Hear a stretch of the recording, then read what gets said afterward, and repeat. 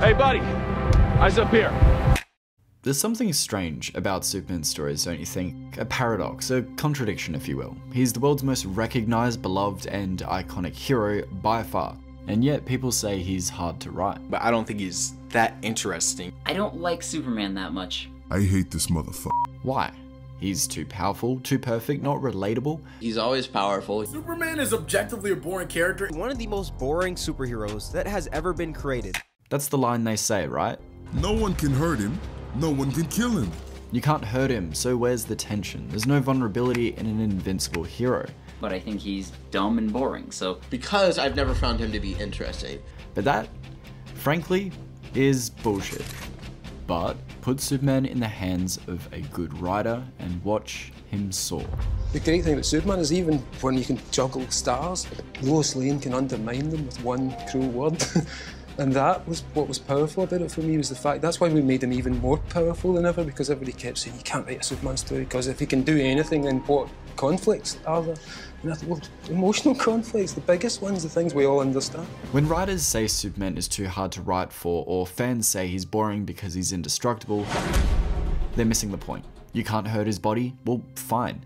Hurt what matters to him instead. Can't outmatch him in strength? Well, outsmart him. Being indestructible isn't a weakness of the character, it's a challenge for the writer, and when it's done right, really right, it produces some of the most compelling stories ever told. That's what Grant Morrison understood in All-Star Superman. It's why he wanted him to be more powerful than ever.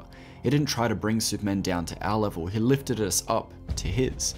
But the actual stories are all still about guilt and loss and fear and love and everything we understand, but on an epic scale. So if Superman walks the dog, he walks it past Saturn. Morrison wrote a Superman who feels love, fear, hope, and responsibility. He gave him dilemmas and managed to humanize the man of tomorrow, saving a suicidal girl with words, comforting a dying enemy, choosing compassion again and again, even when it hurts. He wrote Superman not as a god looking down on us, but as a man showing us how to be better. He had personality and stood for something. And that's the same instinct James Gunn seems to be following. Not just the iconography, though yes, All-Star's inspiration is showing. It looks like the Trunks have made a comeback, as well as Krypto and the Superman Sentries. But we've also seen a comeback in terms of the soul of the character. A Superman who smiles, who fumbles, who helps, who inspires. A hero who, as Morrison puts it, puts the man in Superman. A Superman with personality. Hey buddy, eyes up here.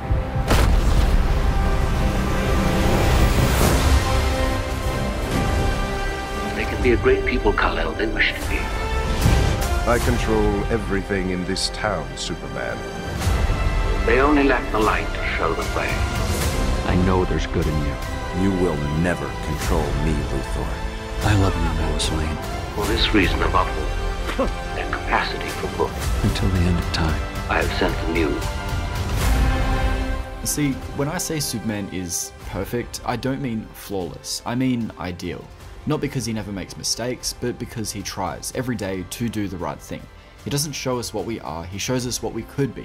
He's not a power fantasy, he's a moral fantasy, and that's an important distinction. No. I have the power to do as I please. And the responsibility to do what is right. As leader, you serve the people. They don't serve you. He's strong, sure, but gentle. Righteous, but humble. As much as his aspirational head is in the clouds, his feet is firmly planted on the ground.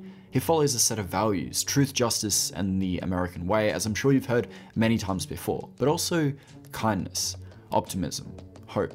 I'm very optimistic. These traits are often confused for weakness. To the cynic, these are naive traits, a quick way to get walked over. Soft people shit, right? The cynic views optimistic, hopeful people as naive. Not naive. But you see, they're not weaknesses, they're strengths, and here's why. Well, because naive does imply that you're missing something.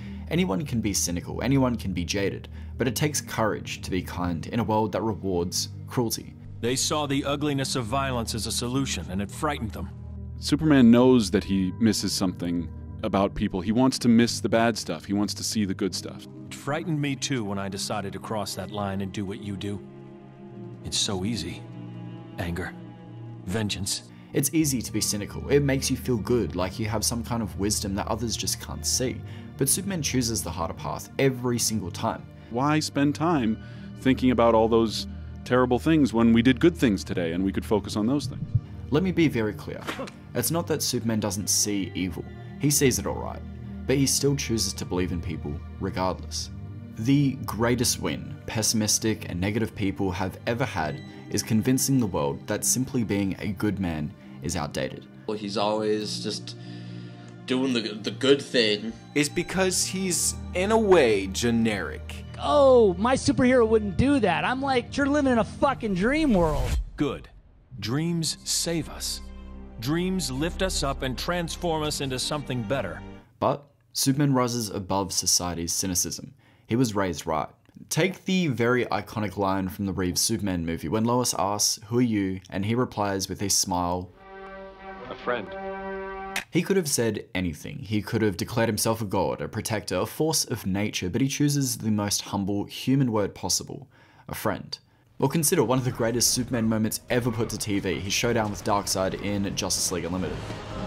I feel like I live in a world made of cardboard, always taking constant care not to break something, to break someone. Never allowing myself to lose control, even for a moment, or someone could die. Even in his rage, Superman shows restraint, power tempered by mercy. That's not boring, that's discipline, that's character. Luckily, I'm not you, and I never will be. And then I think it comes down to a basic philosophical difference. He believes that the sanctity of life is of the utmost importance, no matter what. You do not let anyone die, ever. You see, this is why it makes stories like Injustice or Man of Steel so divisive. When Superman kills, when he snaps, when he gives in to grief and becomes a tyrant, it might feel dramatic, but it also feels like a shortcut, a betrayal of the character, because the point of Superman isn't that he can't feel rage or despair, it's that he does and still chooses to be better, to wear a smile for a world that needs it, to be a metaphorical duck and let the negativity wash off his back, not a sponge and absorbing the world's cruelty. In a culture drowning in irony, Superman embodies sincerity. He's not outdated, he's not irrelevant, he's not boring, he's rare. He doesn't dominate us, he serves. He works a 9-to-5 job, pays rent, checks in on his parents, and when disaster strikes, he's always there. Not for praise, not for power or glory, but because it's right. You say he's not relatable, I say he's the most relatable of them all. Not because he fails like us, but because he succeeds where we hope we could. You don't have to figure out whether you're a good person or not yet, and maybe nobody ever knows whether they're a good person. Yeah. The important thing is to do good things. If it had mattered to you, Luthor, you could have saved the world years ago. In snow-covered tracks, he paves the way so others can walk in his footsteps.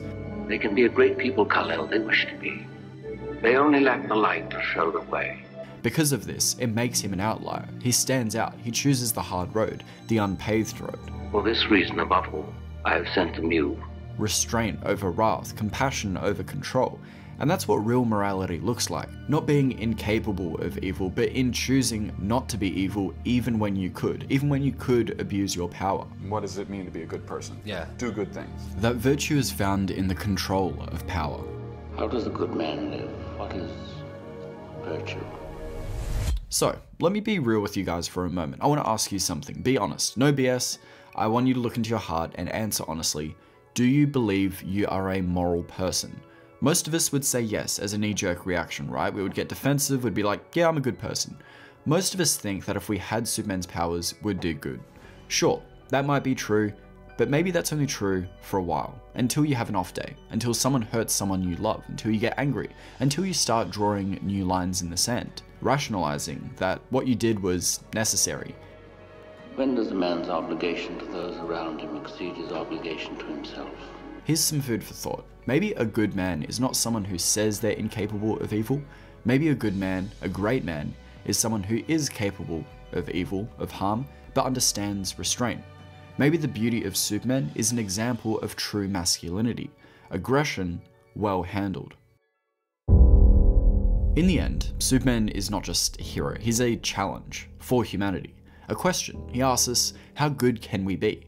But the real brilliance of Superman, what truly makes him great, isn't just his power, it's his warmth, his quiet presence, the way he talks to a child with the same respect that he gives a president, the way he listens, not just hears, the way he saves people, not just for applause, but because they need saving, Time and time again, Superman just shows us this unbelievable goodness.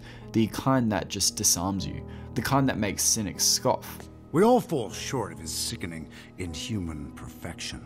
This goodness is what drives people like Lex Luthor mad. Lex can't accept that someone so powerful would be so selfless. It breaks his worldview. It offends his ego. Next to Superman, even Lex Luthor's greatness is overshadowed. To Lex, Superman must be hiding something, because if someone like Superman can exist, truly, humbly, and wholly good, then what excuse does that leave Lex? In a way, Lex Luthor represents the part of us, part of humanity, that's too bitter to believe in kindness, too jaded to accept hope without a catch.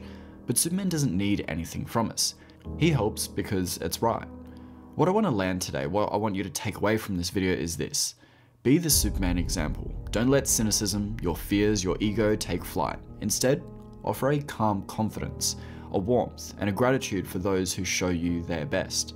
Now, hopefully we've been able to hit the nail on the head here. Maybe that's why so many writers struggle with Superman, because you can't write Superman if you don't believe in the best of us. If you're too cynical yourself to imagine a man who has every reason to rule and still chooses to help.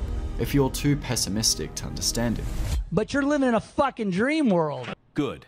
Dreams save us. Dreams lift us up and transform us into something better. And on my soul, I swear that until my dream of a world where dignity, honor, and justice are the reality we all share, I'll never stop fighting. Ever. Superman isn't broken. He doesn't need to be reinvented. He doesn't need to be grittier or edgier to be more realistic. What he needs is to be written with sincerity, with heart. Because in a world constantly shifting, constantly rewriting the rules, Superman stands firm, a fixed point in a chaotic world. A reminder of what it means to be good. He's not just a man in a cape, he's an ideal, a symbol of what we should be striving for, an aspirational figure. And as a kid, I really did not get that. I gravitated towards Batman. He had more substance, more edges to grip onto.